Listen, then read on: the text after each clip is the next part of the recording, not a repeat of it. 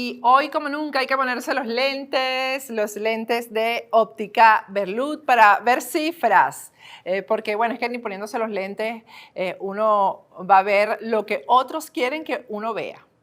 Así que con unos buenos lentes como los de óptica Berlud, tú vas a ver lo que es la realidad. Así que yo te recomiendo que, aunque vivas fuera de Venezuela, porque óptica Berlud está en Venezuela, que envíes tu fórmula, visitas tu oftalmólogo o tu optometrista y con la fórmula la envías a Venezuela, escoges los lentes, siempre tienen unos lentes espectaculares, las monturas son bellísimas y ellos te van a hacer los lentes y vas a ver de forma correcta, pero además vas a estar siempre combinado con la ropa, por ejemplo, con las monturas tan bellas que tiene óptica Berlud. Bueno.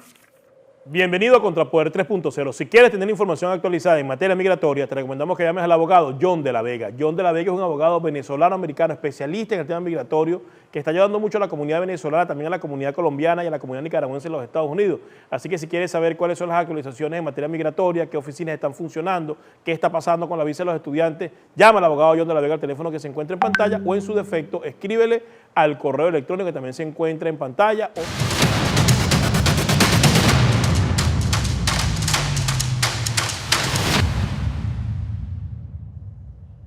Bienvenidos de vuelta a Contrapoder 3.0 con José Antonio Colina y Esteban Hernández. Y en esta oportunidad vamos a conversar con Andrés Gilarte. Él es vocero del Project Venezuela, o del Proyecto Venezuela. Buenas tardes, Andrés, ¿cómo estás? Muy buenas tardes, Esteban, ¿cómo estás? Muy bien. Todo bien.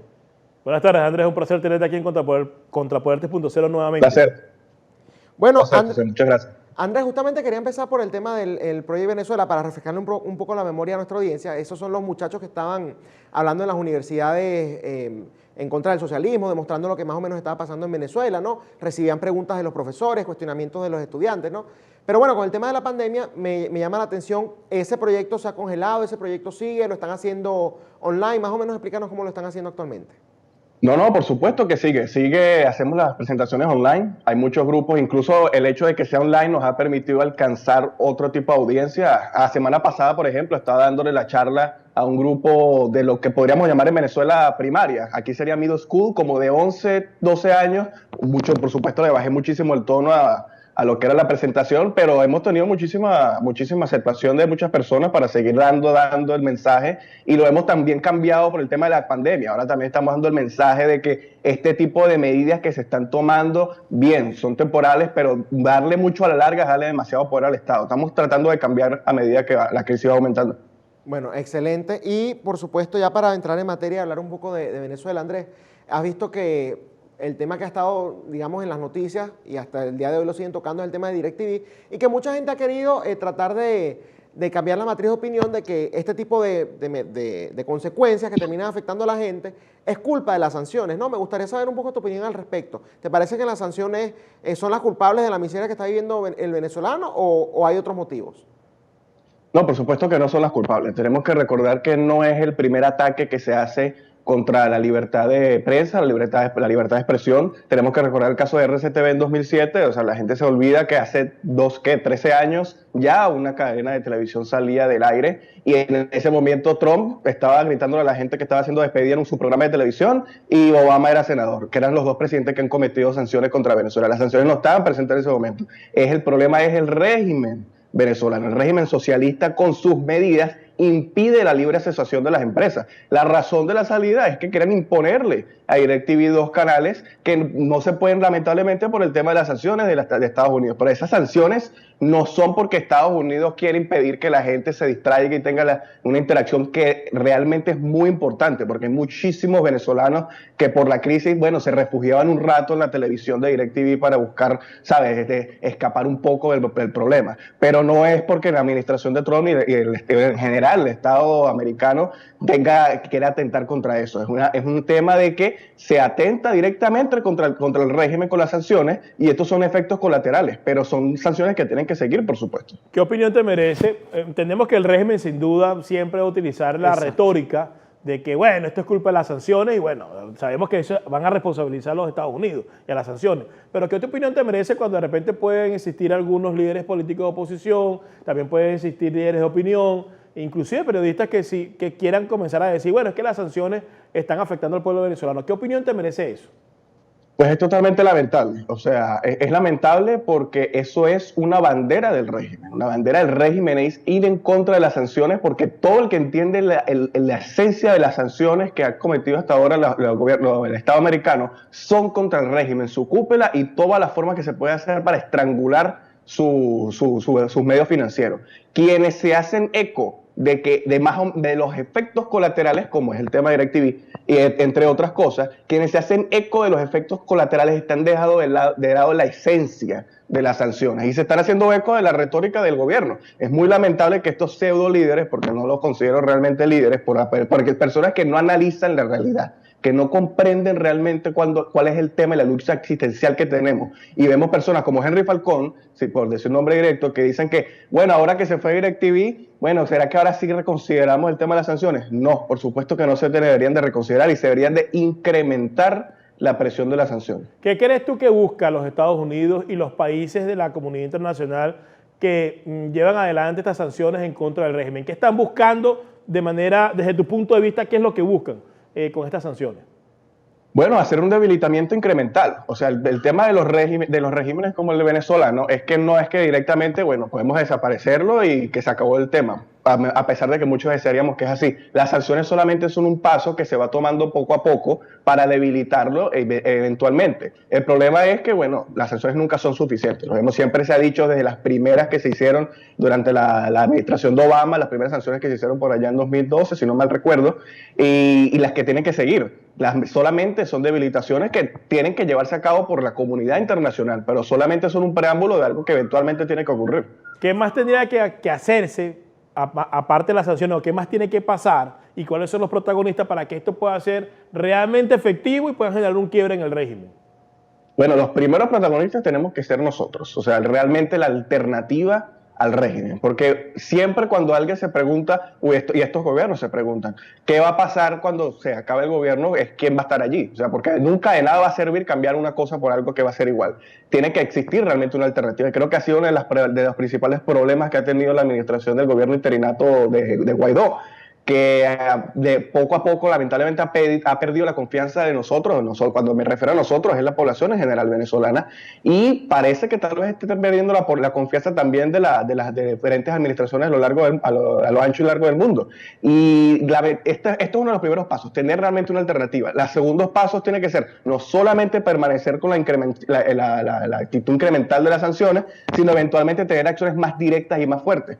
Tenemos el caso de los buques iraníes, vamos a ver qué sucede al respecto, pero Estados Unidos tiene 4 buques de guerra en el Caribe, incluso un avión.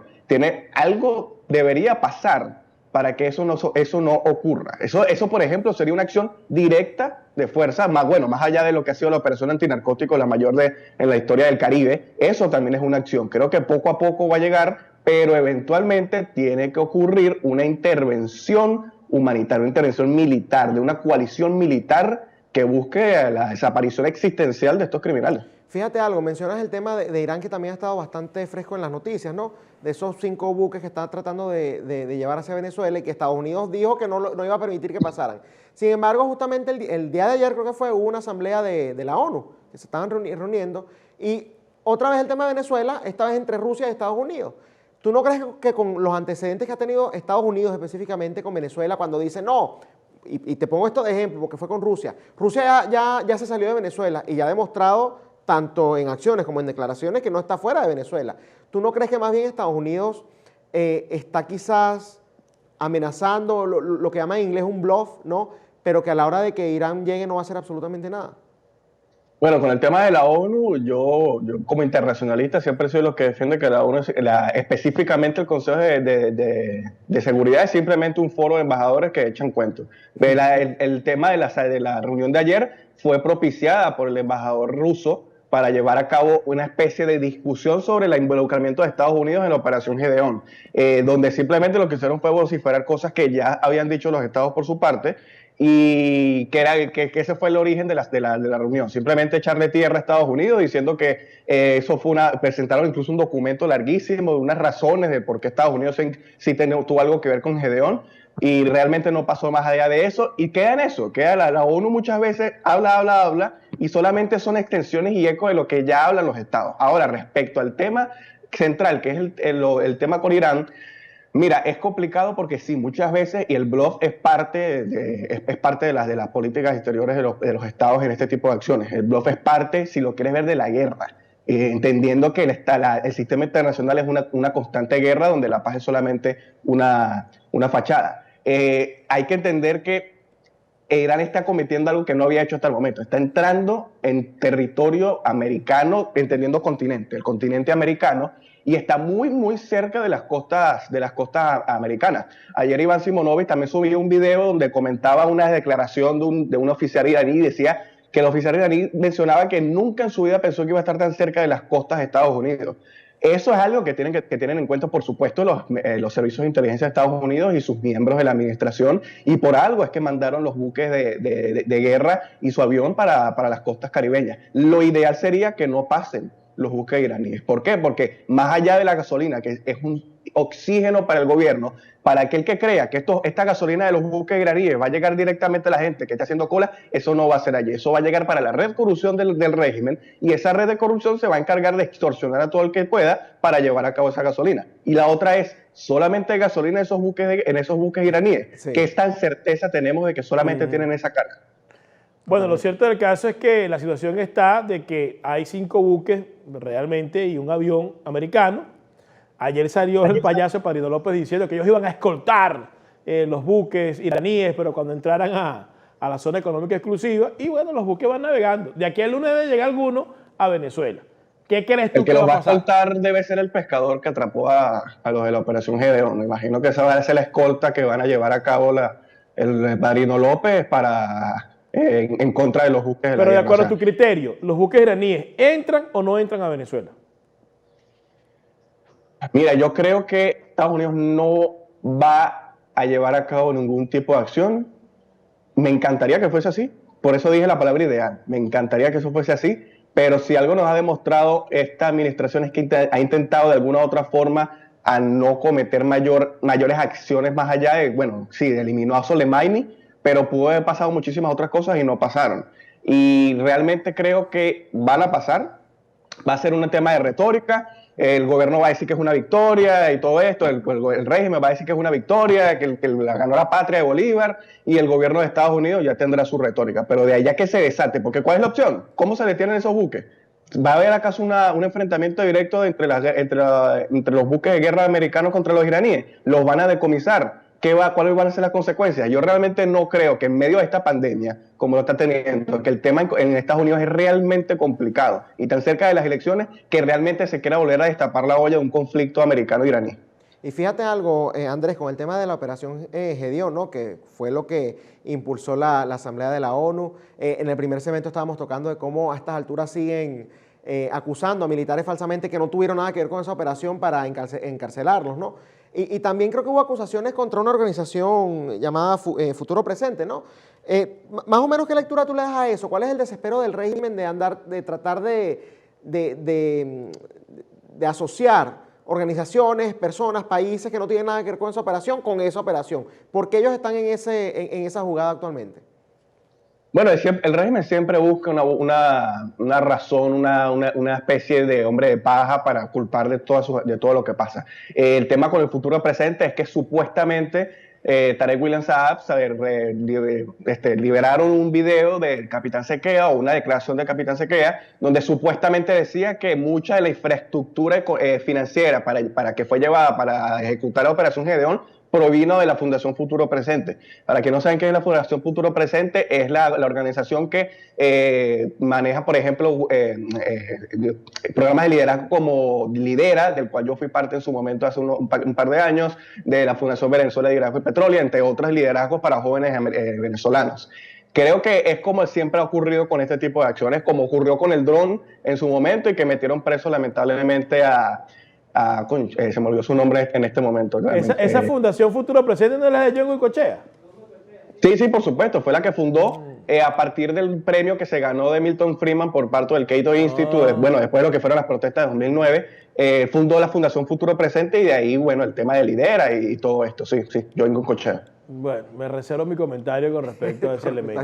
yo también me lo reservo, que tengo bastante. ¿Alguna otra pregunta, Esteban? Porque esa de John Goycochea me dejó así como perplejo. No, pero lo digo porque están asociando, incluso asociar a Johnny Cochao, a su fundación, con esto, te demuestra que precisamente el régimen ahorita está asociando a cualquier persona con eso. O sea, fíjate que acusó a un militar que los padres eran chavistas, imagínate tú. Entonces, por eso le hacía la pregunta, porque realmente es bastante llamativo que ya después de que supuestamente habían agarrado a todos, siguen a estas alturas buscando fundaciones, buscando militares, buscando otros líderes políticos para acusarlos de eso. Bueno, incluso lo llevaron a la Asamblea Nacional, a la Asamblea de la ONU a través de Rusia, ¿no? Pero lo dijo Andrés muy bien, ese es un club de embajadores de hablando embajadores para pistolada. charlar y tomar café, porque no hacen absolutamente más nada. Y Lo que hacen bastante es perder caro, el yo, tiempo. porque cualquiera de esas reuniones de la ONU, esos son miles de dólares para un poco de gente echar cuento ahí. Exactamente. Eso Porque es al bueno. final del día, igual, si cualquiera de los 5 grandes se opone, no pueden hacer absolutamente nada. Exacto. Está Rusia, Sí, Estados o sea, Unidos, Chile, China. entonces eso es un Uno. desastre completo. Bueno, Uno Andrés, espero solo que basta tengas... de los 5 grandes para eso. Es Exactamente, lamentable, espero que pero sigas teniendo éxito con las charlas y el proyecto Venezuela, que es proyecto Venezuela de los americanos, no es proyecto No el Venezuela, partido de no es el Venezuela. partido de Venezuela Es el Roma, y bueno. no tiene nada que ver con Es el eso. bueno. Esto es otra cosa, No. que tiene que ver con la juventud y las ideas conservadoras y toda la cosa. Gracias por haber participado en Contrapuestos Punto Cero. Muchas gracias, Andrés. Vale, muchas gracias Esteban y José, que pasen buenas tardes. Muchas gracias. Bueno, ahí tenían a Andrés Guilarte, pues que es el vocero de Proyecto Venezuela, la Fundación Americana, no el partido político, y que están haciendo una labor interesante con la juventud, sobre todo para debatir otras ideas distintas a toda esta izquierda recalcitrante, socialista, criminal, que por lo menos en América Latina ha hecho desastre con la sociedad. Esto ha sido todo por hoy en Contrapuertes.0, el programa de la derecha, en el canal de la información que definitivamente es Factores de Poder. Nos vemos el lunes, porque mañana tenemos Viernes Debate. Nuevamente regresamos el lunes. Hasta mañana. Este programa fue presentado por John de la Vega, abogado de inmigración.